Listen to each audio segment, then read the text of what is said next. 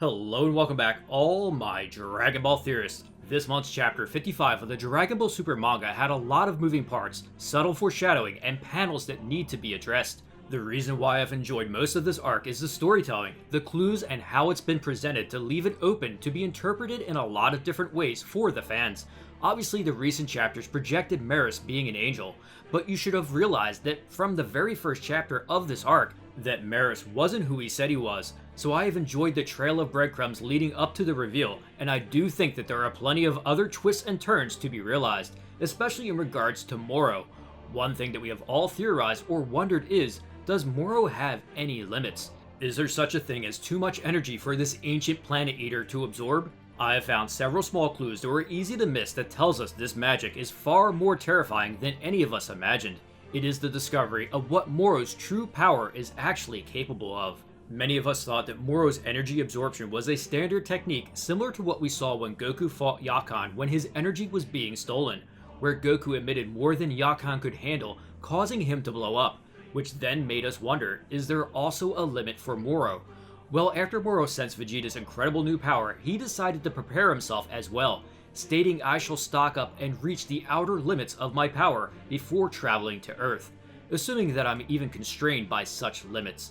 Even in the millions of years of this tyrant's existence, he doesn't even know if such a thing exists. So today, in this video, let's answer some of these questions by going over some earlier foreshadowing in this arc that wasn't explained, to find out if Moro has any limits, to find out if Moro has even played his best hand yet.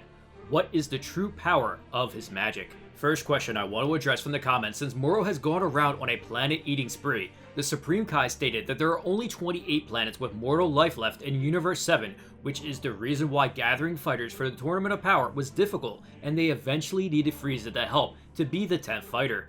Obviously Shin is completely wrong about that, and whether you want to say this is getting retconned or not, I just think Shin is extremely incompetent in terms of knowing what is going on in the universe. Remember that the Elder Kai scolded Shin when he first saw Zeno because he didn't even know he was the Omni King. Yeah, Shin needs to get his act together. It's been stated that Frieza had 79 planets under his control when he died on Namek, and obviously the universe is massive and made up of a vast number of galaxies and planets. We found out that even planet Yardrat is out of the Galactic Patrol's jurisdiction last chapter, as Ariko couldn't contact headquarters. Obviously there is an incalculable amount of planets with life on it in Universe 7, so just ignore that statement by Shin of only 28 planets with mortal life left. Besides, we have proof that before Moro was even captured 10 million years ago, he was charged with the destruction of the Aragi star system, bringing mass extinction on 320 planets. We don't know how many star systems there are, but you get the picture that there are plenty of planets left for Moro to eat, which is exactly what Moro did. Leading up to his attack on Earth, he continued to devour planets throughout the galaxy. The last 2 months, Moro likely ate hundreds of planets, destroying a star system just like previously before he was imprisoned. So is he full? Does he have room to absorb all the energy from the heroes on Earth in this upcoming battle? Yes, remember Moro easily absorbed Goku and Vegeta's power 2 times and still went on to devour planets. His appetite is insatiable.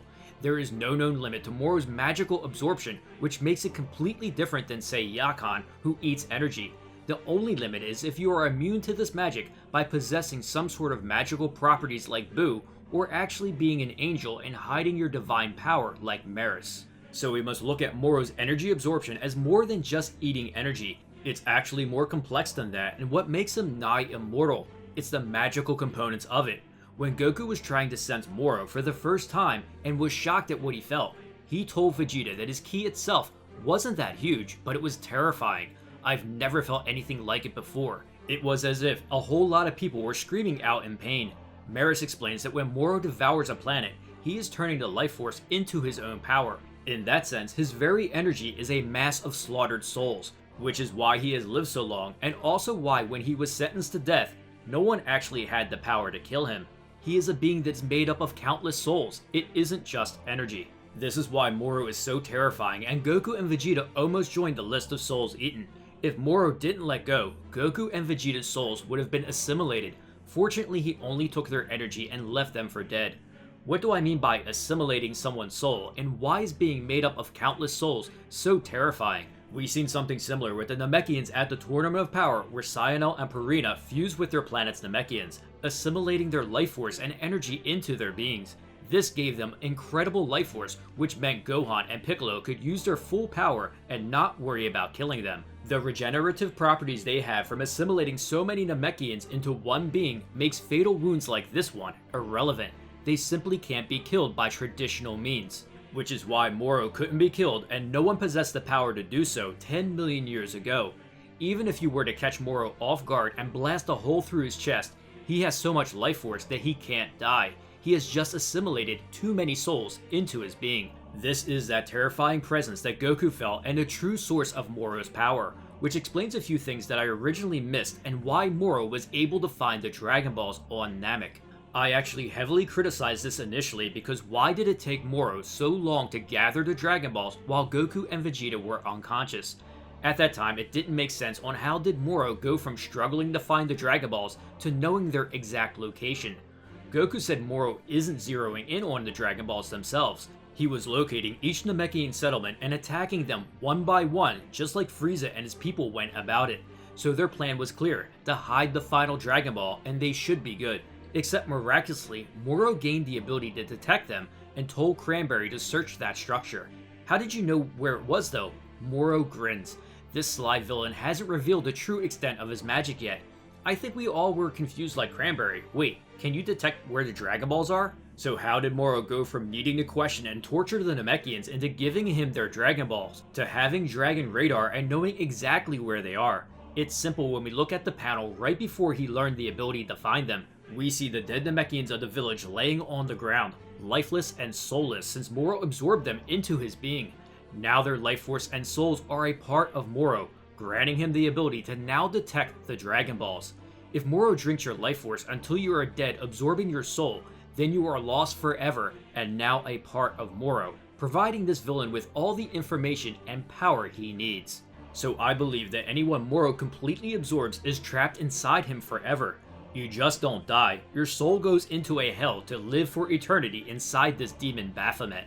This is the true power of Moro's magic. He really is an ancient wizard that has almost no weakness since he has so much life force and souls inside of him. Which means I also believe that the only way to kill him would be to release the souls inside of him. Sealing his magic away like the Grand Supreme Kai did 10 million years ago was the best they could do, but it still left him immortal. Which is why an eternity in prison was the only way they could deal with him. This is why Moro is so confident in allowing both Goku and Vegeta to train for 2 months before going to Earth. He wants everything they have to offer, not just their energy. He wants them to attain new powers so when he goes to feast on their souls, they are trapped forever inside him, giving him near unlimited power to reshape the universe to his liking. It will be interesting to see what that looks like. Does he plan to overthrow Beerus and the gods? If Moro uses his magic to absorb enough life force and souls from countless planets and powerful fighters, would it make him immune to something like Hakai? It's something to think about as Moro tests the outer limits of his power. However, when this epic battle starts on Earth and the vastly more powerful Goku and Vegeta begin fighting him, they can't let their guard down since Moro has been hiding the true extent of his magic. They don't know that the energy he has absorbed has given him these abilities. They could punch a hole through Moro's chest, and it's likely he would just grin. The only hope is for our heroes to get some new abilities and teamwork to try and render Moro's magic useless. At this time, it seems like the odds are against them, and Moro really is like no other villain we have ever seen. Now tell me, what do you think of Moro's true power? Is his magic really absorbing the souls of countless mortals, trapping them for eternity inside of him? How do you even fight someone with these types of powers? When I went back to reread the manga chapters, these clues seem to be a reality. That Moro hasn't revealed his true power yet, and this final battle on Earth is going to be harder for our heroes to win than anticipated. As always, I love to hear your thoughts and theories in the comments below. If you enjoyed this video, don't forget to share it and smash that like button. Also, please subscribe and turn on that notification bell to keep those theories coming.